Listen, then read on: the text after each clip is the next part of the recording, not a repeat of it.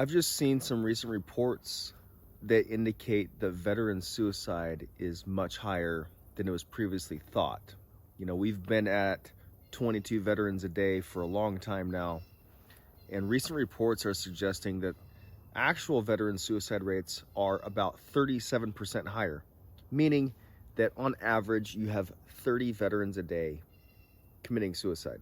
And this is not necessarily the VA's fault for the inaccurate report. It ultimately comes back to the accounting from the states and the counties where the veterans are passing away, taking their own lives, and reporting that back to the VA. And sometimes things are lost in the mix. One reason that I think contributes to veteran suicide is the fact that so many veterans are not content in their state in life. They are frustrated. They're frustrated when they first go into the military, many of them. The first reason they go in the military is they're discontent in life, many of them. And they want to be something that they are currently not. And then while they're in there, in the military, they find out that this was not all that they thought that it was going to be. And you have a very high suicide rate within the ranks inside the military currently. Many of these guys get out of the military. The study also shows that those who stay in the military after their 4 years and continue on and re-enlist, many of them do not have the suicide struggle that a lot of other veterans do because they are more content in their life.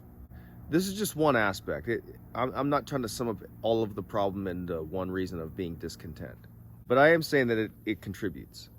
And so many of those who get out, they find themselves in a state of discontentment because now they're out of the military and now they're nobody.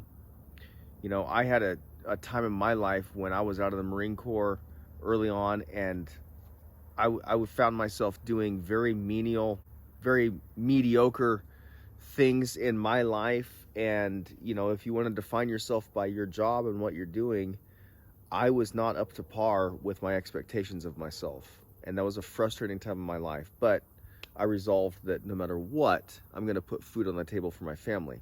Many of those who are out of the military want to go back in, and they realize that the life that they had while they were within the ranks is better than the one outside of the ranks. And so there's just this general frustration. And then when you look at everything in terms of where our culture is at and how everybody is trying to be like the social media influencer, like the person on Instagram or Facebook or whatever it is, or YouTube for that matter, it gets very frustrating for people when they see all of this success in front of them and they're stuck in this job that they don't want to be doing. And it just, everything's a giant recipe for being discontent. So where do we go with it? Well, I personally take it to the Word of God. I've been studying Psalm 40.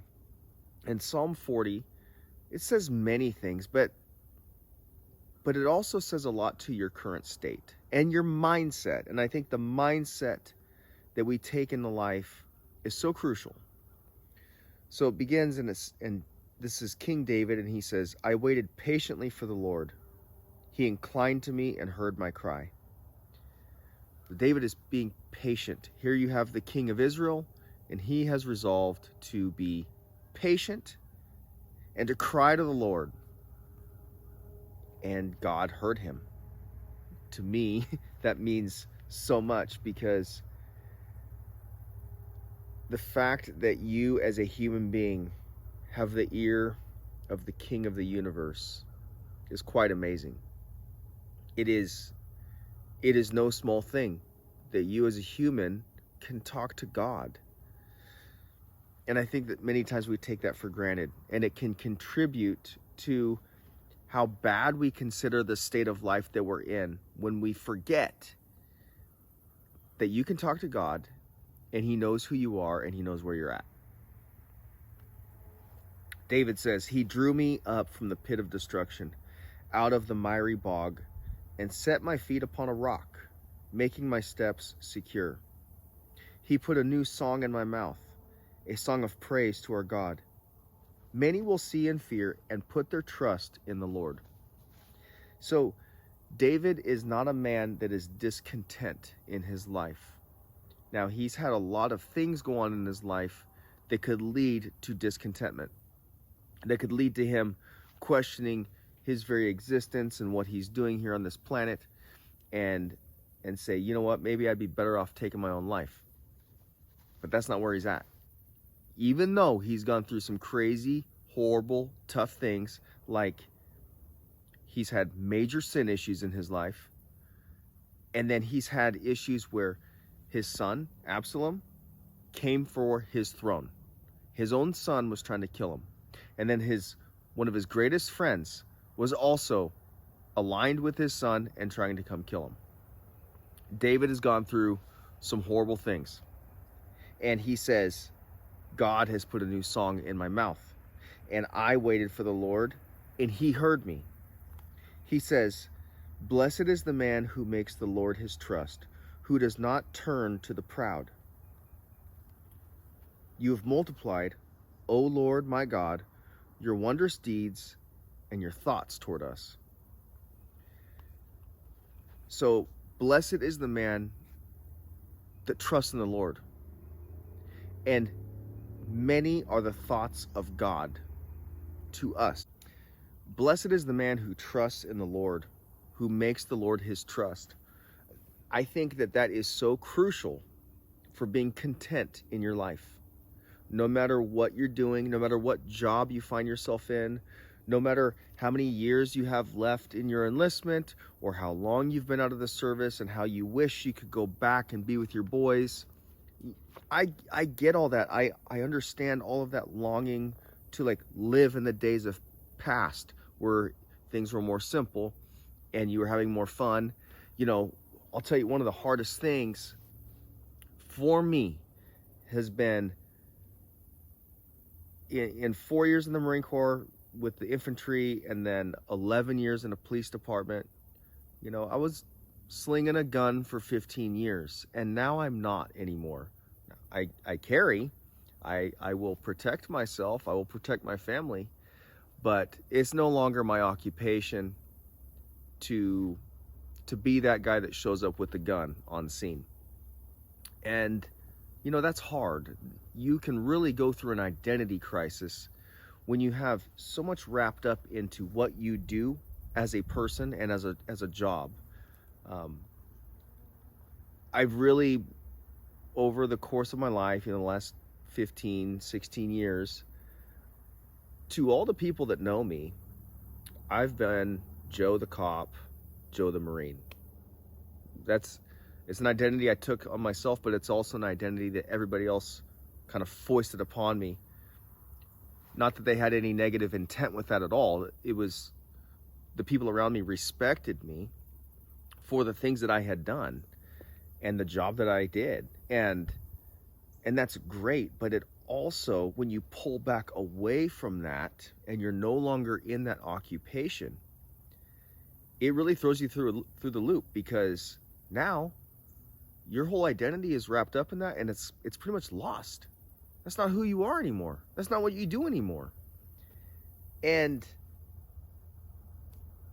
trusting in the Lord has been what has gotten me through all of this, because I can't, you know, nobody lives forever, and nobody can go carrying a gun forever and being that superhero that shows up on scene.